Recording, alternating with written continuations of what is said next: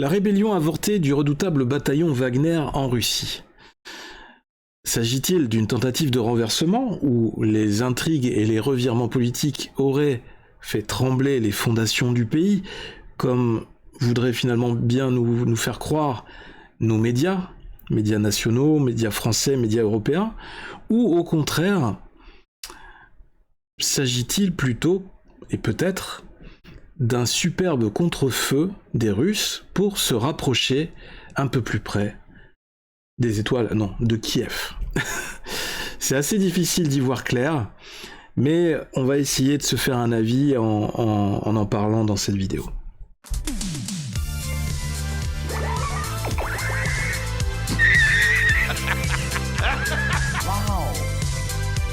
C'est toute l'histoire de ma vie. Plus besoin de coquillage. Parlera en présence de ton avocat. Toc toc. Vous savez que vous avez un problème de comportement. Ah! S'il peut saigner, on peut le tuer.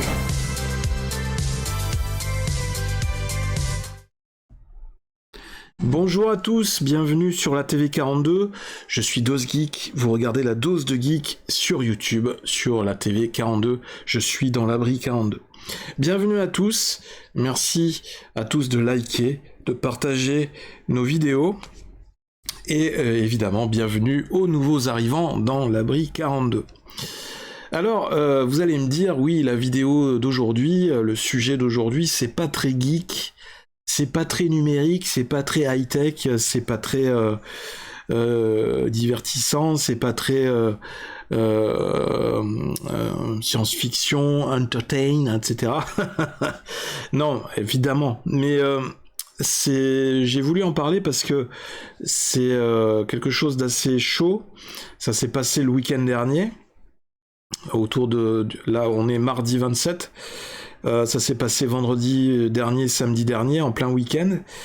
J'ai suivi ça d'assez loin parce que j'étais pas forcément bien connecté. J'ai vu ça sur les réseaux sociaux, sur le téléphone, etc. Et je me suis dit, merde, il est en train de se passer quelque chose. Et en fait, je me suis rendu compte que je n'avais qu'une version, j'avais la version des médias officiels, qui finalement, après réflexion, on se rend compte, et après vérification des sources, on se rend compte que depuis, comme ce qui se passe depuis le début dans ce conflit entre la Russie et l'Ukraine, les informations communiquées font preuve toujours d'une campagne de propagande aussi bien du camp ukrainien que dans le camp russe. Et en fait, c'est très difficile, on navigue dans un flou artistique depuis le début dans ce conflit, et c'est très difficile d'avoir le vrai du faux, d'avoir des bonnes informations par rapport à ce qui se passe réellement sur le terrain. Et donc ce week-end, si on devait se fier à ce que disait l'ensemble des médias français et européens, et bon, on va dire de l'OTAN, ou alliés des États-Unis, enfin le camp du bien, comment dire mieux,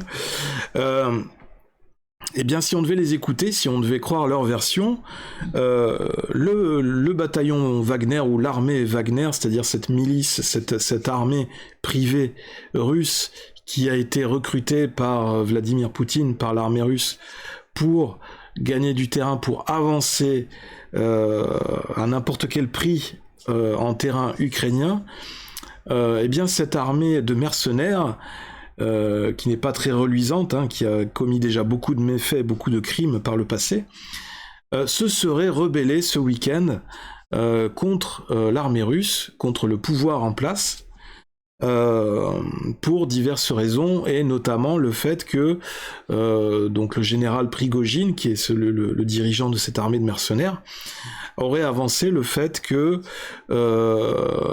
les généraux russes ne joueraient pas franc jeu avec lui, ne lui livreraient pas toutes les munitions dont il aurait besoin, et essaierait de le freiner dans sa progression ou dans la stratégie qu'il essaye de développer. Et en fait, il est tout le temps en train de critiquer le pouvoir, enfin les supérieurs de l'armée russe dans leur stratégie, et dans leur façon de mener la guerre en Ukraine. Et Prigojine, ce fameux Prigojine, se targue jusque-là d'avoir été celui qui a permis de faire avancer le plus l'armée russe en terre ukrainienne face à l'armée, face aux hommes de Volodymyr Zelensky. Et donc, dans cette colère, dans cette frustration, suite à cette frustration, du fait de ne pas être écouté par les dirigeants russes, de ne pas être suffisamment soutenu, Prigojine aurait pris la décision de se rebeller, de se retourner contre l'armée russe, contre le pouvoir en place, et d'envoyer, le temps d'un week-end, je crois que c'était dans le délai entre le vendredi et le samedi, d'envoyer toutes ces colonnes en direction de Moscou pour faire trembler Vladimir Poutine et tous ses dirigeants, enfin tous ses généraux, pour essayer de leur faire comprendre qu'il avait le pouvoir, que Wagner avait le pouvoir d'inverser la situation, de prendre l'initiative dans ce conflit, et que quand quelque chose ne leur convenait pas, ils avaient le pouvoir, autant que l'armée russe, de prendre les rênes de leur destinée, de choisir dans quelle direction ils pouvaient aller, et qu'en fait ils avaient pris la décision de menacer Moscou, et que c'était leur moyen de peser sur le pouvoir de Vladimir Poutine, essayer d'inverser la tendance, de se faire entendre, et peut-être même jusqu'à prendre le pouvoir, de réaliser un vrai putsch, un coup d'État en Russie, de dégager Poutine et tous ses généraux pour permettre à Wagner de mettre quelqu'un d'autre à la tête de l'État, de la nation russe. Et donc évidemment, ça aurait été la solution, la meilleure solution, le meilleur scénario idéal pour les pays de l'OTAN, et notamment la France et l'Union européenne, puisque ça permettait d'avoir une sortie positive du conflit, sans que l'Ukraine ait de trop grosses pertes à ce niveau-là, puisque du coup ça permettait de voir que les Russes se retournaient les uns contre les autres, et que Vladimir Poutine, en fait, c'était un peu l'arroseur arrosé, que les mercenaires qu'il avait recrutés pour se battre en Ukraine, finalement, se retournaient contre lui. Et qu'il allait en payer le prix, de sa politique agressive en Ukraine. Et de ses magouilles, soi-disant, et de ses choix politiques et stratégiques. Sauf que retournement de situation incroyable, donc on a assisté au tout début on a vu des vidéos passer sur les réseaux sociaux de colonnes de chars russes qui partaient en direction de Moscou, soi-disant. Alors c'est très difficile, en fait, on voit des vidéos sur les réseaux sociaux, on entend des choses, on lit des choses, mais aujourd'hui les vidéos, on peut leur faire dire tout ce qu'on veut, donc c'est très difficile de savoir si ce qu'on a vu, ces vidéos de chars qui allaient vers Moscou, de soldats russes qui sécurisaient des routes, etc., c'est très difficile de savoir quelle est la vérité là-dedans, parce que on peut faire dire tout et n'importe quoi à une vidéo, à des photos et tout ça. Donc j'ai voulu essayer d'en savoir plus. Et donc on va essayer de voir un peu toutes les réactions, et aujourd'hui c'est toujours encore assez difficile d'y voir clair dans tout ça, de savoir exactement la réalité de ce qui se passe sur le terrain, et si finalement tout ça était préparé, ou si finalement c'était effectivement un retournement contre Poutine. Évidemment, vous vous doutez que Bernard-Henri Lévy, le philosophe, coiffeur, astronaute français milliardaire, s'est empressé de clamer sur les plateaux télé que ça y est, la Russie était vaincue, que l'Ukraine avait gagné, etc. Mais non, je pense pas que ce soit aussi simple que ça. Donc on va parcourir en article pour essayer d'avoir une vision d'ensemble et peut-être essayer de se faire un avis, ou en tout cas, si on peut pas se faire un avis, d'avoir une vision un peu plus claire, un peu plus avisée, parce qu'un homme averti en vaut deux. Allez, c'est parti. Donc là, on revient sur un article du Monde. Rébellion de Wagner, Vladimir Poutine évite le bain de sang au prix d'un affaiblissement de son autorité. Le président russe a dû composer avec Evgeny Prigojine, pourtant qualifié de traître dans une Russie qu'il a présentée comme au bord de la guerre civile. Alors, l'insurrection de Wagner. Retour à la normale en Russie, alors depuis lundi. Sur le site de vente en ligne Wildberries, les produits siglés Wagner sont de retour. Sur les routes au sud de Moscou, on rebouche la chaussée, éventrée à la veille à la tractopelle. Anecdotique, révélateur d'un pays qui s'empresse d'oublier un épisode aussi bref que vertigineux. La rébellion d'une milice privée qui a réussi en une journée, celle du samedi 24 juin, à s'emparer d'une ville d'1 million d'habitants et à s'approcher à 200 ou 300 km de la capitale sans rencontrer de résistance sérieuse. Donc il y a eu une enquête criminelle apparemment soi-disant ouverte contre Evgeny Prigojine pour appel à l'insurrection armée. Mais elle a été refermée. L'annonce a été faite par le porte-parole du Kremlin. Même le ministère de la Défense paraît considérer l'épisode comme clos. Ce qui est assez incroyable. En fait, il y a plein de choses qui sont assez bizarres dans cette histoire. C'est pas logique, en fait. Les dégâts et les morts causés par l'aventure Prigojine doivent être passés par pertes et profits. Les blogueurs militaires russes évaluent ces pertes entre 13 et 20 dans les rangs de l'armée, quasiment tous tués à bord d'appareils abattus, 6 hélicoptères et un avion. 19... encore une fois, ce sont des infos qu'on nous délivre de... Enfin, c'est très difficile d'avoir les bonnes sources. 19 immeubles de la région de Voronej ont aussi été touchés par les combats et la raffinerie de la ville de Voronej était toujours en feu dimanche. Ce qui n'a pas empêché le même jour le député Andrei Kartapolov, chef du comité de la défense à la Douma, d'assurer que les autorités n'avaient aucun reproche à adresser aux mercenaires. Ils n'ont offensé personne, ils n'ont rien cassé. Incroyable. La crise s'est terminée de façon aussi brusque et surprenante qu'elle avait commencé.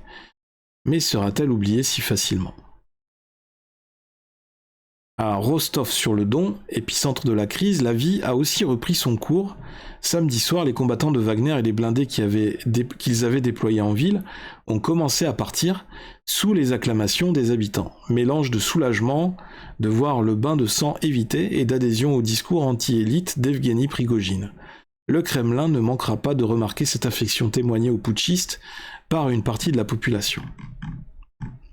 Donc c'est étrange. En l'espace de 24 heures, la situation s'est totalement inversée et finalement, on a un retour au calme. Donc il y a eu un gros mouvement de troupes du bataillon Wagner et finalement, pour quel résultat, c'est très difficile à évaluer. Et avec, si c'était une vraie tentative d'insurrection, les troupes où les instaurateurs de l'insurrection auraient été poursuivis, auraient été interpellés. Mais apparemment non. Donc il y a quelque chose qui se passe, il y a dû forcément y avoir des négociations, si effectivement il y a bien eu tentative d'insurrection, ou alors peut-être qu'il y avait autre chose derrière tout ça.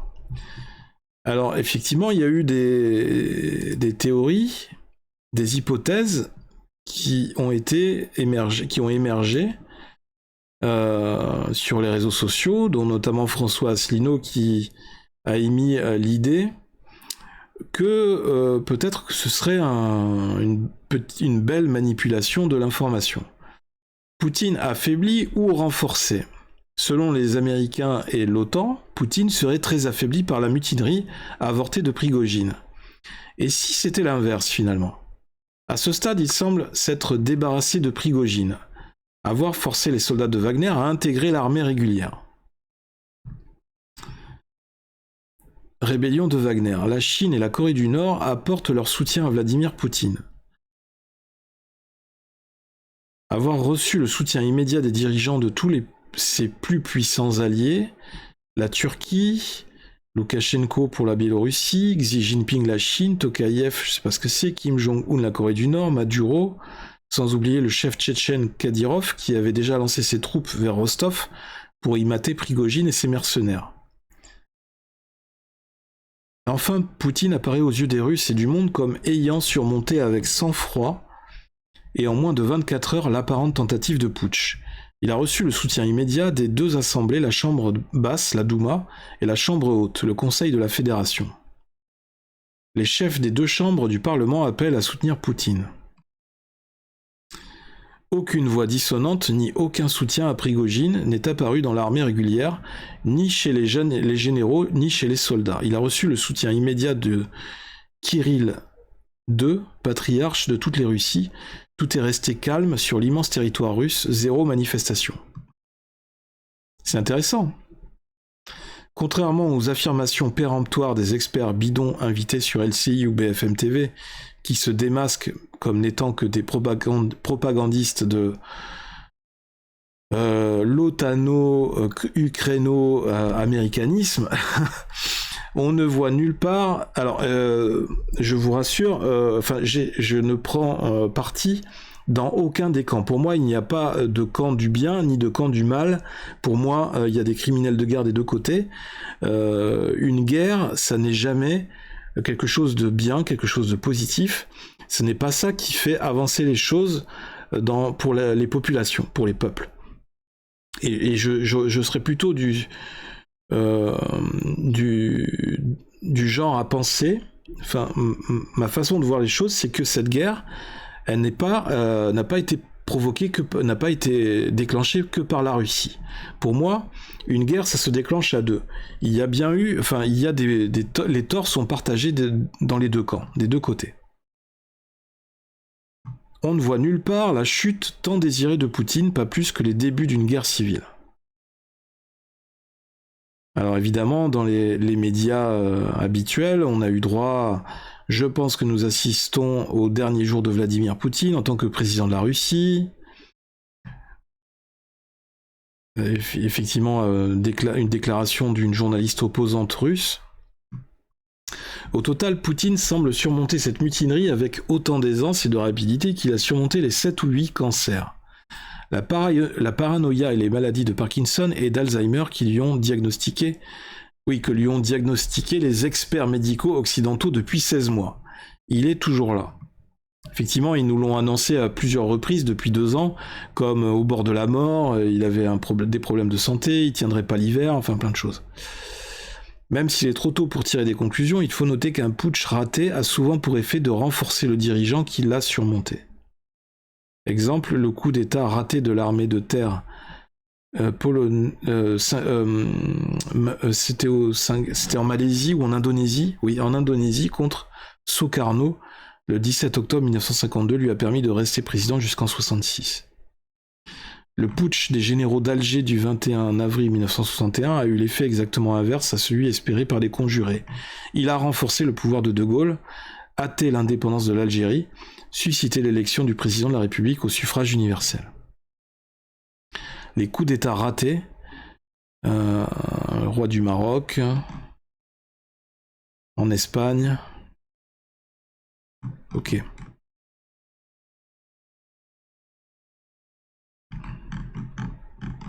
Donc j'aime bien avoir plusieurs visions, plusieurs angles de vue d'un événement ou d'une information. Ne pas voir les choses selon un seul prisme. Et souvent des choses qu'on vous a rapportées. Il ne faut pas se fier uniquement à un seul canal d'information. Il faut avoir plusieurs informations différentes. Ensuite, sur VL+, Vivre Libre, la rébellion de Wagner était en réalité du cinéma. Il était étonnant qu'une colonne de 5000 rebelles fasse la route de Rostov à Moscou en une journée sans se faire vitrifier. Sans doute le but de cette psy-op, cette opération psychologique, est de permettre à Poutine de purger le ministère de la Défense russe. Alors effectivement, si c'était une vraie rébellion, ça a en tout cas permis à Poutine d'identifier très rapidement les taupes qu'il avait dans ses services, ou les personnes, enfin ses opposants au sein de ses propres services. Le chef de Wagner, Evgeny Prigojine, appelle ses combattants à faire demi-tour pour éviter toute effusion de sang. C'est pour ça que là on se dit, mais est-ce que cette opération finalement c'était concerté depuis le début ? Est-ce que c'était un coup prévu par Poutine et Prigojine qui se connaissent quand même depuis 20 ans ? Parce que c'était un truc qu'ils avaient entendu ensemble, dès le début, pour finalement un piège tendu à ses opposants, à ses vrais opposants, pour les faire sortir à la lumière, et puis pour finalement les arrêter plus facilement. On ne prétend pas prendre une ville comme Moscou avec 5000 hommes, c'est une farce. Ça n'avait en effet aucun sens. Mais bien entendu, Poutine avait tout prévu. Il est trop fort, je suis certain qu'il a aussi prévu de perdre la guerre, d'être imminable et de drainer dans son sillage des sacs à merde et des collabos. Oui, bien sûr. Donc, une personne qui a une vision binaire, comme d'habitude. Déjà de multiples départs de feu à Nanterre. Ah bon? Alors ça n'a totalement rien à voir, mais... des départs de feu à Nanterre, ok. L'été sera chaud, comme l'an dernier. Il y a des mecs qui commencent à foutre le feu un peu partout. C'est incroyable. Ensuite, allons voir sur un autre... Alors, toujours sur Vivre Libre Plus. Alors ça c'était le 26 juin, donc c'était lundi. Aujourd'hui, on est le mardi 27. Donc c'était posté lundi 26. Wagner est désormais stationné à moins de 100 km de Kiev. On peut voir le schéma, le trajet sur la carte. On peut voir le trajet qu'ils ont effectué avec les chars. Donc effectivement, le fait de remonter vers Moscou, comme on nous l'a montré, si c'est vrai, et finalement le fait de bifurquer au dernier moment, et de revenir vers la Biélorussie ou Bélarus, ça les a rapprochés, sans franchir la frontière de l'Ukraine, ça les a rapprochés quelque part de Kiev, ce qui est quand même incroyable. Donc c'est vrai que là, montrer cette carte avec ce schéma du trajet qui a été effectué, c'est quand même assez parlant, c'est quand même assez frappant, ça soulève beaucoup de questions.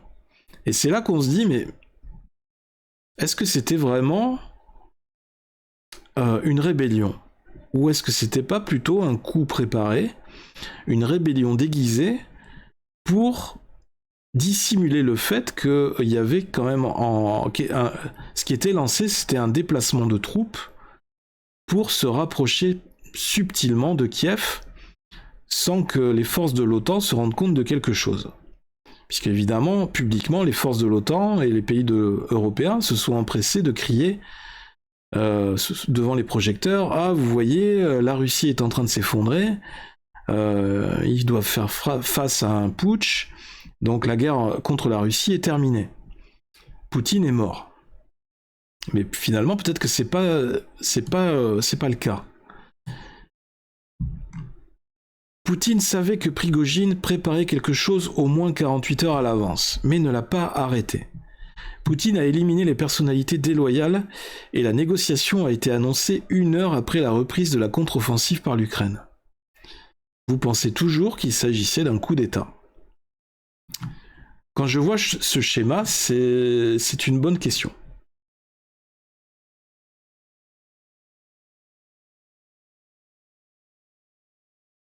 Sans plaisanter. Cette carte de l'itinéraire du gros des effectifs du groupe Wagner est tout à fait à prendre au sérieux. Il faut entre 50 et 70 000 hommes pour entrer dans Kiev, et ce sont 20 000 qui se sont déjà repositionnés. Et ça, c'était sur le compte de Idriss Aberkan, qui est beaucoup controversé, mais moi je trouve qu'il est une personne très intelligente et qui dit toujours des choses très pertinentes, encore une fois. Et là, qu'est-ce que c'est ce tweet ? La partie d'échecs est en cours. Il faut rappeler également que Vladimir Poutine est un excellent joueur d'échecs. C'est la spécialité des Russes, hein. Donc, autre chose à prendre en compte. Les opposants sont démasqués en Russie et Wagner est maintenant en Biélorussie, à 100 km de Kiev.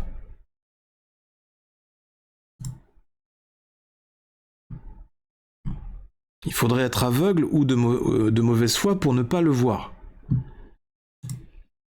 Que l'on comprenne bien. Prigojine, qui est entièrement financé par le gouvernement russe, qui est proche de Poutine et qui s'est engagé dans des opérations de désinformation comme pas de munitions à Bakhmout, dit à nouveau des bêtises et les gens d'Ukraine n'ont même pas envisagé la possibilité qu'il s'agisse de désinformation russe. Il n'y a pas eu de guerre civile, il n'y a eu aucune victime. C'était juste Prigojine, qui était complètement fou, comme il l'est toujours, et qui est retourné en première ligne après sa crise. Qu'est-ce que j'en pense ? Je pense que Prigojine travaille avec Poutine, comme d'habitude, pour atteindre un certain nombre d'objectifs. Qu'a gagné Poutine ? Il a déguisé le mouvement de quantité massive de ses troupes, il a donné l'impression d'être faible pour inciter l'Ukraine à attaquer, elle l'a fait et a perdu devant Artyomovsk, et il a éliminé tous les traîtres qui auraient pu essayer de se joindre à Prigojine. Qu'est-ce que Poutine a perdu en fin de compte ? Rien. Il n'y a pas eu de guerre civile, aucun civil n'a été mis en danger, maintenant le pays et l'opinion publique sont galvanisés autour de lui. À présent, alors je ne vais pas épiloguer là-dessus, les électrons de la NAFO vont passer à autre chose et se remettre à haïr Prigojine et Wagner. Et ils oublieront qu'ils ont brièvement vénéré l'homme qui leur a pris leur Bakhmout bien-aimé, tout comme pour Belgorod, il s'est avéré que ce n'était pas la fin de la Russie. Et vous venez de voir qui est une source fiable et qui ne l'est pas. Qui rapporte des informations vérifiables et ceux qui rapportent de folles spéculations. Ce ne sont pas les troupes de Wagner qui seront stationnées au Bélarus, c'est juste le proprio qui est exilé dans l'espoir de sauver sa peau après sa dégonflette aux portes de Moscou. Je ne donne toutefois pas cher de sa peau à court moyen terme, le dictateur est rancunier. Je suis pas sûr. Je pense qu'il y a des enjeux qui sont assez énormes et je pense qu'ils sont très malins. Ils sont même plus malins que les gens qui nous gouvernent au niveau de l'Union européenne, au niveau des forces de l'OTAN. Et on a pu le constater à de nombreuses reprises, au niveau de l'Union européenne, on est gouverné, on est dirigé par des escrocs. On l'a vu dernièrement avec tout ce qui s'est passé autour de la pandémie, avec les campagnes de vaccination ou d'autres choses. Ou même tout ce qui se passe en termes de politique d'immigration et tout ça. On parle de stratégie militaire et les mecs veulent des sources en pleine guerre. Bon courage. Tout ça a servi à démasquer les taupes internes, à occuper les médias pendant qu'ils se rapprochaient de Kiev et à faire parler les cons. Oui, c'est exact. Donc on a différentes versions, hein, chacun donne son opinion. Mais moi je trouve cette théorie assez intéressante et il faudrait vraiment être bête pour ne la mettre de côté complètement. Parce que là, on voit que les troupes se sont rapprochées. Alors j'imagine que ça a été vérifié par des photos satellites et autres. C'est quand même le mouvement des troupes a permis un rapprochement de Kiev assez impressionnant, en l'espace de 24 heures. Allez, dernier lien. Interview exclusive de Prigojine juste avant la rébellion de Wagner. Les médias occidentaux dénoncent une manœuvre astucieuse du Kremlin pour redéployer Wagner en Biélorussie pour attaquer Kiev. Avant de déclencher le fameux coup d'État, Prigojine a expliqué à la team Wargonzo son projet. Dans cet extrait, on lui a demandé s'il comptait débarquer à Moscou.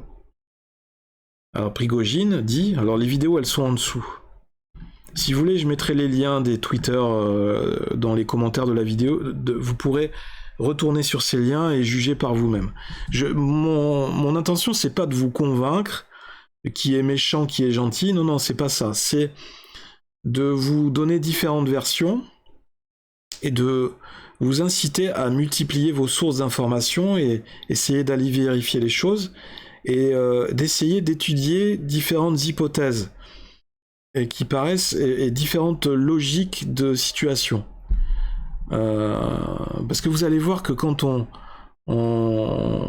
met sur la table toutes ces hypothèses, tout ce qui peut se passer, eh bien on se rend compte tout de suite que la version officielle qu'on nous délivre, la soupe officielle qu'on nous délivre quotidiennement sur les écrans de télé, c'est pas très cohérent finalement, c'est plein d'incohérences, c'est très illogique.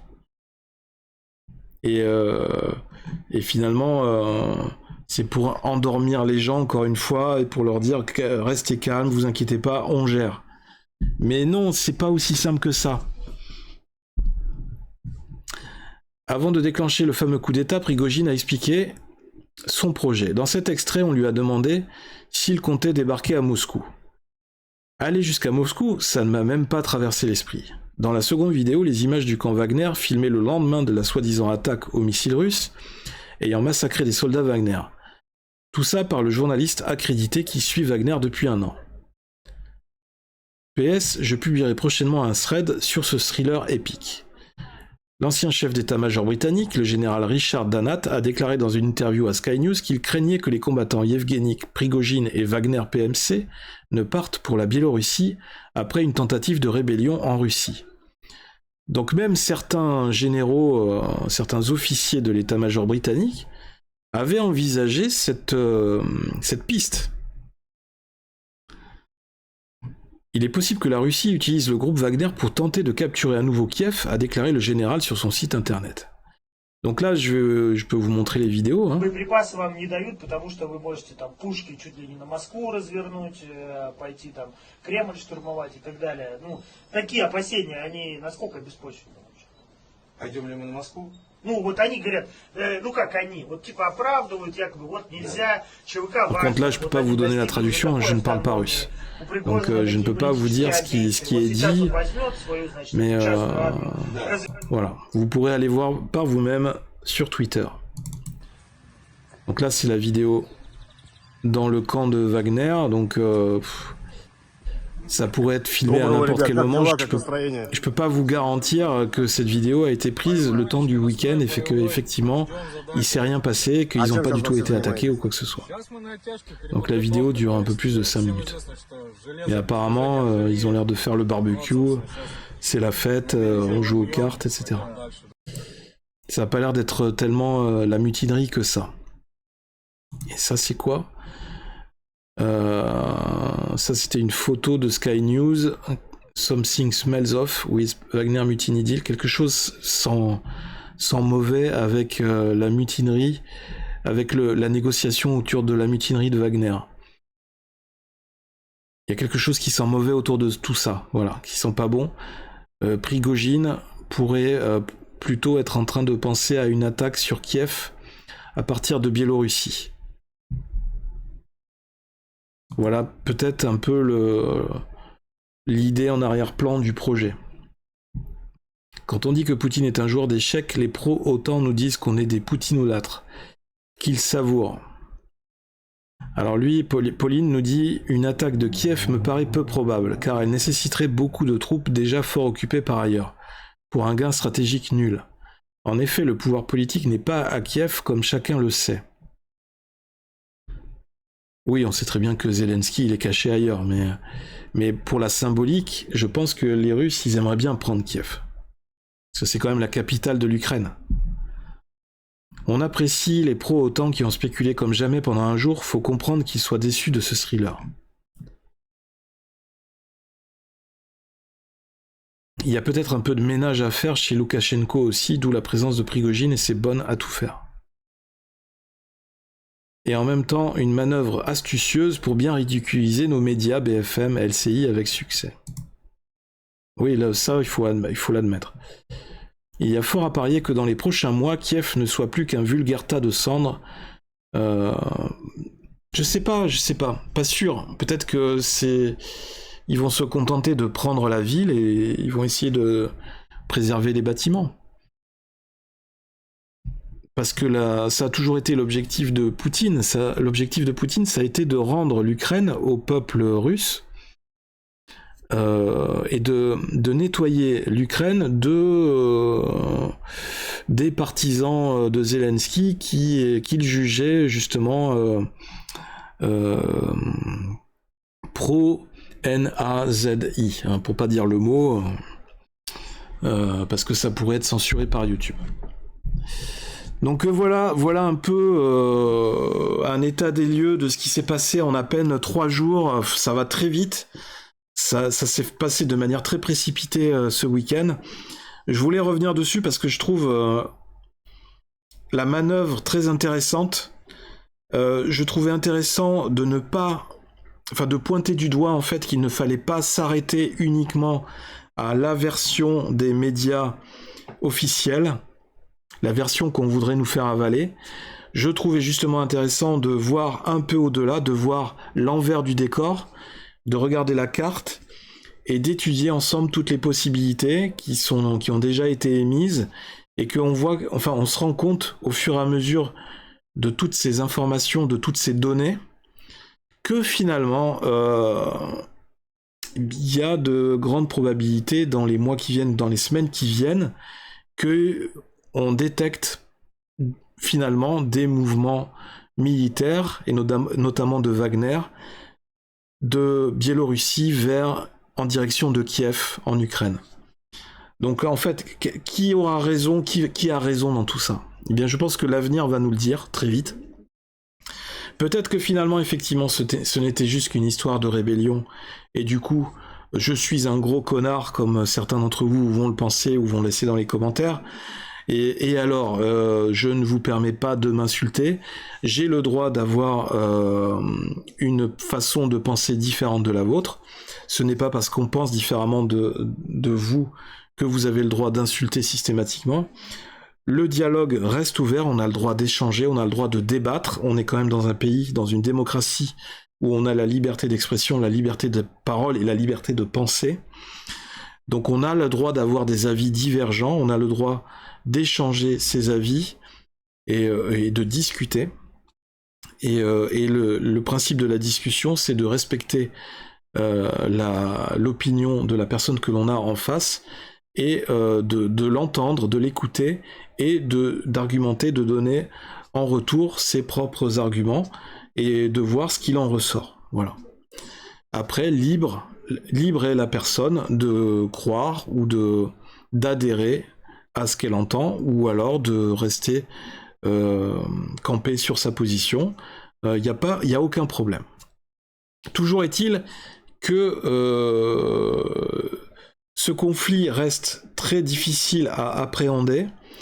C'est très difficile de prendre position dans un camp ou dans l'autre, puisque vous voyez, c'est un peu une guerre sale, en quelque sorte, du début à la fin. Je trouve pas dans cette histoire qu'il y ait des gens très honnêtes des deux côtés. On a vu aussi que Zelensky avait beaucoup de casseroles derrière lui, comme Poutine, mais Zelensky a beaucoup, beaucoup de lanceurs d'alerte ont pointé du doigt de nombreux cas de détournement de fonds européens qui avaient été envoyés à l'Ukraine.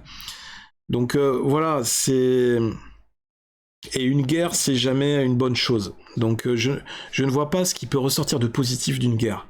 Alors qu'au départ, tout avait été fait, enfin, beaucoup de gens essayaient d'inciter, de porter haut la voie de la négociation pour essayer de trouver des solutions de paix, éviter la guerre. Donc je ne sais pas ce qu'il en ressortira. Toujours est-il qu'on va surveiller dans un futur proche ce qui va se passer du côté de Kiev, du côté de la Biélorussie, du côté de Wagner, comment cette situation va évoluer. Et ça va nous permettre d'y voir un peu plus clair, encore une fois, par rapport à cette posture qu'ont les médias, nos médias, et les médias russes aussi, enfin tous ces communicants, tous ces canaux de communication. On y verra un peu plus clair sur en fait qui dit la vérité dans tout ça et qui ne dit pas la vérité, qui la manipule pour essayer d'orienter l'opinion publique dans un camp ou dans un autre. Donc merci d'avoir suivi cette vidéo jusqu'au bout. N'hésitez pas à me partager dans les commentaires de cette vidéo votre opinion, ce que vous en pensez, votre réaction. Est-ce que vous pensez que je suis totalement à côté de la plaque? Est-ce que c'est totalement absurde de penser de cette façon? Ou au contraire, est-ce qu'il y a des pistes de réflexion qui sont intéressantes? Est-ce que certaines des idées qui ont été émises valent la peine d'être étudiées ou d'être développées? Est-ce que ce sont justement des probabilités, des pistes qui sont très probables dans l'avenir? Voilà, je suis très curieux de savoir ce que vous en pensez. Et éventuellement, si vous avez d'autres informations pour compléter tout ça, n'hésitez pas à le partager. Comme d'habitude, on like, on partage la vidéo, on s'abonne à la chaîne si vous avez aimé ce contenu. C'était DosGeek sur la TV42. Comme d'habitude, laissez parler le geek qui est en vous, continuez à vous informer, à lire, à faire des recherches, à lire des BD, à aller au cinéma, à lire des mangas, des comics, à jouer aux jeux vidéo, à vous divertir, à essayer de vous détendre, de vous changer les idées par rapport à tous ces sujets qui sont un peu lourds. Mais voilà, c'est aussi la réalité d'aujourd'hui, on est obligé de faire avec, on a la guerre en Ukraine qui n'est pas très loin finalement d'où on vit et qui impacte notre vie de tous les jours. Donc c'est normal aussi un petit peu de s'y intéresser pour quand même se tenir informé de ce qui se passe tous les jours. Voilà, on va continuer à sourire, c'est très important. Et puis on se fait la bise en attendant la prochaine vidéo. Gros bisous à tous, c'était DosGeek, prenez soin de vous, à la prochaine.